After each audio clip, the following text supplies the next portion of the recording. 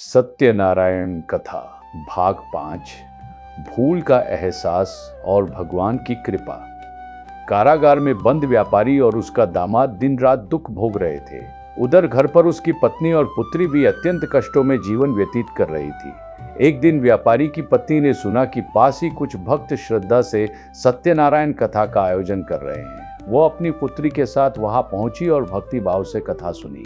कथा सुनते ही उसके मन में विचार आया, हे प्रभु, मेरे पति ने संतान प्राप्ति पर आपका व्रत करने का संकल्प लिया था, परंतु वे उसे भूल गए। शायद यही कारण है कि आज हम इतने दुख भोग रहे हैं।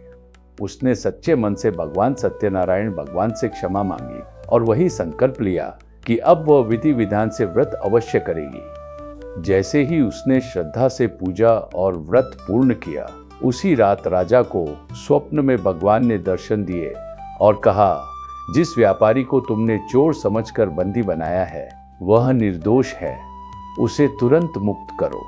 अगले ही दिन राजा ने व्यापारी और उसके दामाद को सम्मान सहित कारागार से मुक्त कर दिया और उनका सारा धन भी लौटा दिया।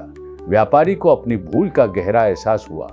उसने भगवान का धन्यवाद किया और निश्चय किया कि अब वह सच्चे मन से सत्यनारायण व्रत अवश्य करेगा। भगवान की असीम कृपा से उसका सारा दुख दूर हो गया और जीवन में फिर से सुख, शांति और समृद्धि लौट आई।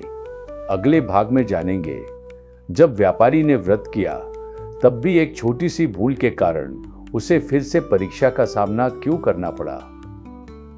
सत्यनारायण कथा भाग 6 व्रत के बाद भी परीक्षा।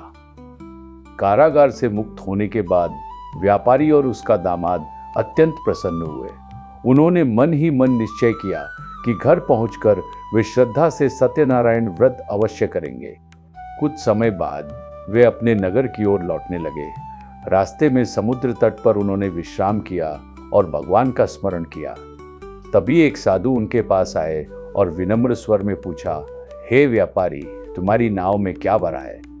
व्यापारी ने अहंकारवश हंसते हुए उत्तर दिया, इसमें तो बस सूखी लकड़ियां और पत्ते हैं।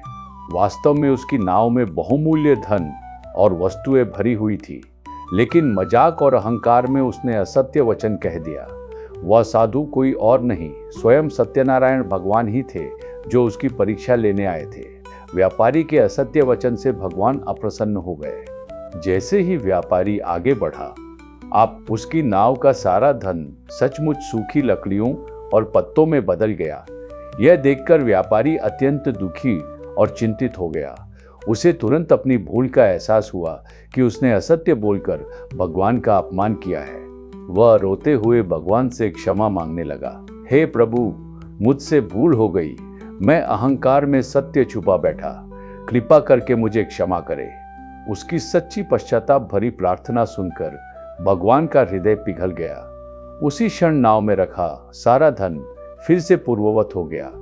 व्यापारी ने समझ लिया कि भगवान के व्रत में केवल पूजा ही नहीं, बल्कि सत्य और विनम्रता का पालन भी आवश्यक है। अगले और अंतिम भाग में जानेंगे कैसे व्यापारी ने पूर्ण श्रद्धा से व्रत किया और उसका जीवन सदैव के लिए सुख समृद्धि से भर गया। बोलो सत्यनारायण भगवान की जय।